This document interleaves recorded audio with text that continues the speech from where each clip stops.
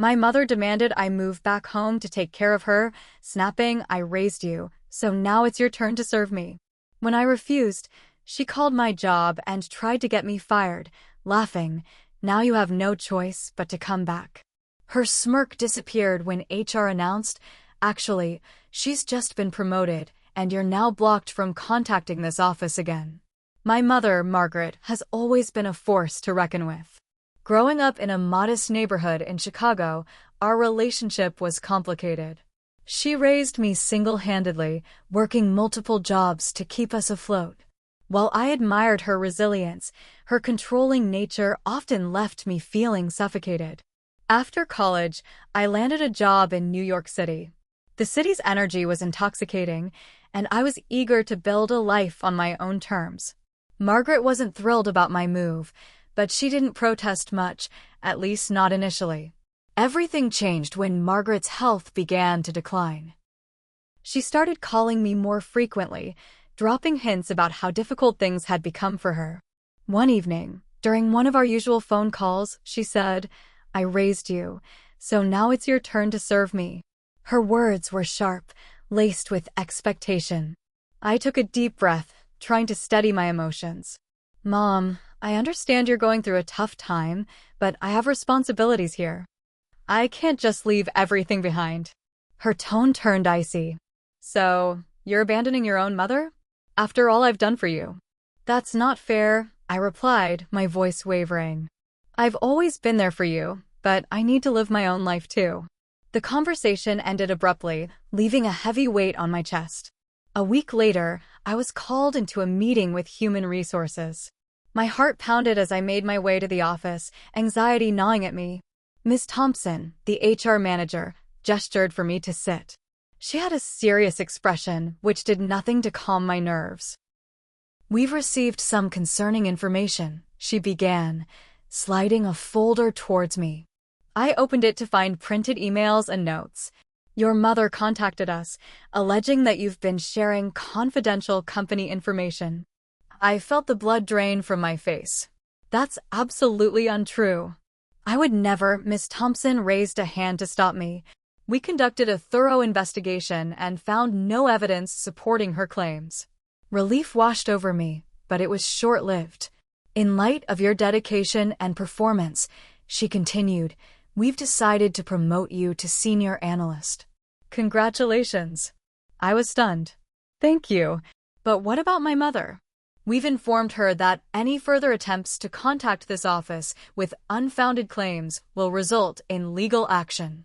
"She's been blocked from contacting us again." That evening, my phone buzzed incessantly. It was Margaret. "How could you?" she demanded the moment I answered. "How could I?"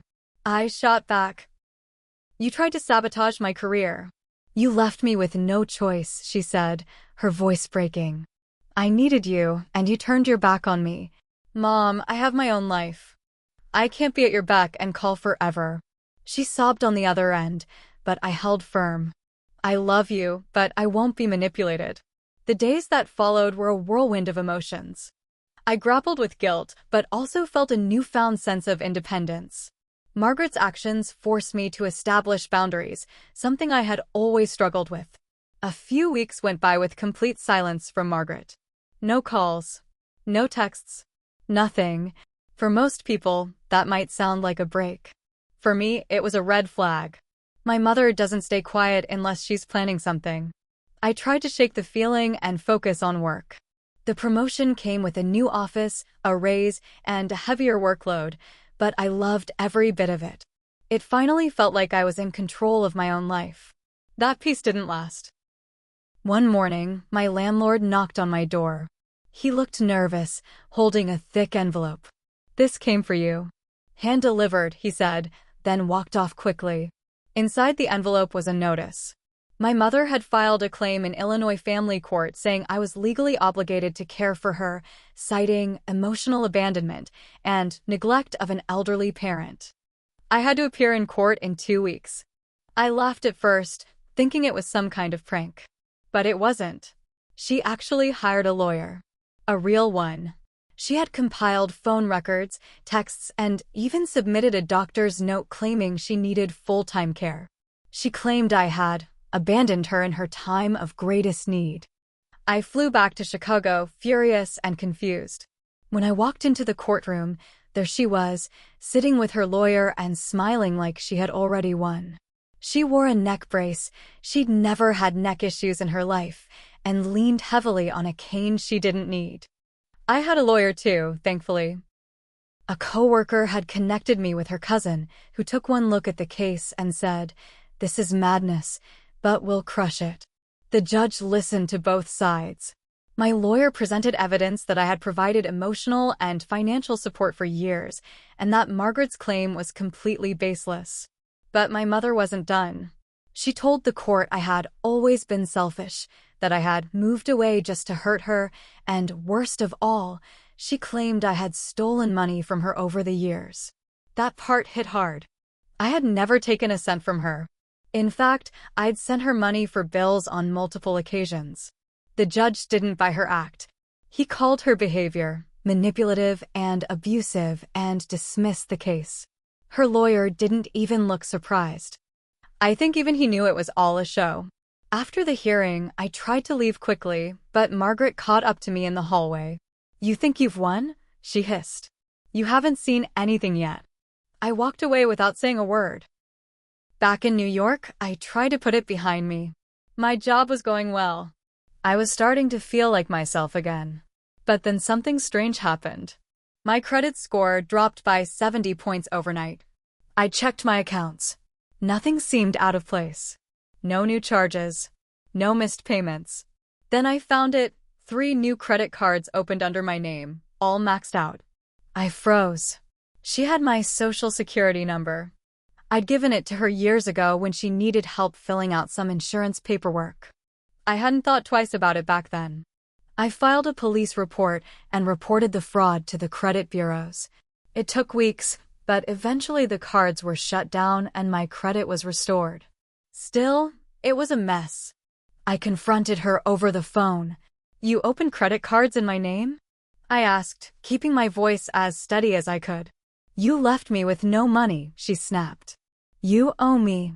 I hung up. I had nothing more to say. But she wasn't done. That same week, she showed up at my office in New York. Security stopped her at the front desk. She tried to use my name to get in. She claimed she was my mother and had an urgent family emergency. The receptionist, thankfully, didn't fall for it. I was in a meeting when HR called me down. "She's here," they said. Again. I went down with HR and stood at the glass security doors. She looked smaller than I remembered, but her face twisted with rage when she saw me. "You're going to ruin your own blood for a job," she yelled, loud enough for everyone in the lobby to hear. "You'd let your own mother die alone?" I didn't say a word. HR escorted her out, and security told her she was now officially banned from the building. I took the rest of the day off and just walked. I needed air. Space. Time to think. What kind of person weaponizes love like this? But things didn't end there. A week later, I got an email from an unknown address. There were photos attached. Pictures of me at work, leaving my apartment, even having coffee with coworkers. The message just said, "You think I don't know what you're doing?" I was being followed. It was no longer just emotional blackmail. It was turning into stalking. I forwarded the email and photos to the police. They told me to start documenting everything, every incident, every call, every message. I also filed for a restraining order, which felt surreal. Filing a restraining order against your own mother? That's not something you ever expect to do. Work offered me a security detail for a while. Just escorts to and from the building, but it helped me breathe easier. I changed the locks on my apartment, upgraded my security system, and even started looking into moving. It was all-consuming, but I knew I couldn't let her drag me down. Things quieted down for about 2 weeks. No messages, no weird sightings, no credit nonsense. I started sleeping again. I was finally thinking maybe she'd backed off. Then I got a call from CPS, Child Protective Services. Apparently, someone had reported me for child neglect. I don't have kids. The woman on the line was polite but firm. "We have to follow up on all reports," she explained. We understand this could be a mistake or a false report, but we still need to document everything. I asked who reported it. She couldn't say. But I knew. Who else would go that far? She'd run out of ways to control me directly, so now she was trying to ruin my reputation completely. I met with the caseworker, showed her my apartment, my work records, everything. Within minutes, she could see the whole thing was bogus. She even apologized. "I've seen this before," she said quietly as she filled out her final notes. Family members retaliating when they feel rejected. That word stuck with me. Rejected. Because that's what it was really about. My mother couldn't handle the fact that I had finally set boundaries. That I had a life outside of her shadow. But I wasn't done uncovering things. One Friday evening, I got a text from a number I didn't recognize. It was a photo of a U-Haul truck parked outside a familiar building, my old childhood home.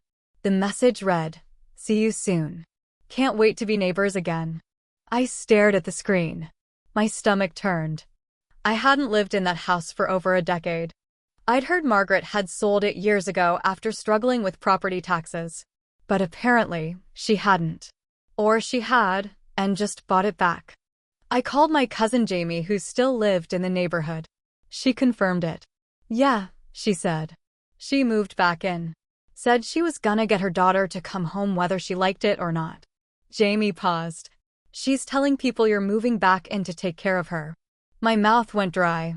Margaret was setting the stage again, building the fantasy in her mind, and worse, telling the world about it. I got a letter the next day. It was handwritten. The envelope smelled like her perfume. "You belong here. You'll come back. You always do." I reported everything. Again. But as long as she wasn't directly harming me or breaking the law, there was only so much the police could do. Then came the final twist, at least for now. I was called into another HR meeting. Not an emergency, just routine. I walked in, expecting something work-related. But my manager and HR rep looked way too serious. "Have a seat," my manager said gently. They handed me a letter. It was from a law firm. Apparently, Margaret had tried to sue the company, my company, for aiding in elder abandonment and emotional conspiracy against a family member. She claimed the promotion was part of a plot to drive a wedge between us. That they were enabling me to escape my responsibilities. I was horrified. Angry, but mostly tired. My HR rep folded her hands. "We've taken care of it. The case has no legs, and our legal team has blocked any further attempts to contact us from her. This is your workplace. We're going to protect you." That should have made me feel better. But all I could think about was how far Margaret had fallen into whatever fantasy she was living. And how much farther she might go. I started keeping a go bag in my closet, just in case. Extra clothes, copies of important documents, cash. It sounds extreme, but nothing about my mother's behavior had been normal for months. My boss let me work remotely a few days a week to help me keep a lower profile. I got a burner phone, used a VPN, and stopped posting anything online. My life started to feel like a survival game. But there was something I hadn't done. Something I kept avoiding because it felt wrong, even after everything. I hadn't told the full truth about Margaret to the rest of my family. Most of them didn't know the half of it. She had always played the role of the misunderstood, self-sacrificing mother. And I was the ungrateful daughter who ran off and forgot where she came from. At least, that's the version of the story she told. I finally broke. I made a private post on a family Facebook group, just a few cousins, aunts, and uncles. I wrote out everything. Not in a rage. Not to get sympathy. Just the facts. I included the HR incident, the false legal case, the identity theft, the stalking, the photos, the restraining order. I attached scanned police reports and case numbers. I let the truth stand bare, no dressing it up. The fallout was instant. Half the family went silent. The other half called me crying, apologizing for not asking more questions over the years. My cousin Jamie, bless her, rallied the ones who believed me and started correcting the lies Margaret had spread. It wasn't revenge. Not yet. The real moment came a month later. Margaret showed up at a charity event hosted by one of my uncles. She wasn't invited. She walked right in, smiled, acted like she owned the place. That was her way. But she didn't expect me to be there. When she saw me, she didn't say a word, just stared, and then turned to leave. That's when I followed her. Not to yell, not to cry, just to say one thing. Why are you doing this? She turned, eyes cold, voice shaking with bitterness. Because you owe me. You think you can win without me. I stepped closer. I already did. And I'm done cleaning up after the damage you cause. I'm not your daughter anymore. Not in the way you want me to be. Her face dropped like I slapped her. She opened her mouth, then shut it again. It was quiet, but something in her cracked. 2 weeks later, she was served. Not by me, but by the state. Identity theft, credit fraud, harassment, and false reporting. My police reports had been passed on. The DA had enough to charge her. When the news spread through the family, it got even worse for her. Friends stopped answering her calls. Neighbors avoided her. My uncle, her own brother, blocked her number. The woman who built a story around being the victim finally got exposed for what she really was.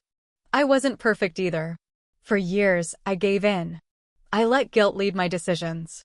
I hid things to protect her reputation, and in doing so, I let her have power she didn't earn. I made the mistake of believing I could fix it by being quiet. But the only way out was truth. All of it. Margaret lost everything, her fake image, her community, her access to my life. The courts didn't give her jail time, but they gave her a heavy fine and community service. She couldn't touch my credit, couldn't contact my workplace, and the restraining order got extended to 5 years. I moved to Seattle 6 months later. New job, new place, new name on my mailbox. I don't answer unknown numbers anymore. I don't celebrate Mother's Day. I still remember the last thing she said in court when the judge asked if she had anything to say for herself. She looked right at me and whispered, "You'll regret this when you're alone." But I'm not alone. I have peace. I have freedom. I have people who know the real story. She made her choices. And finally, so did I.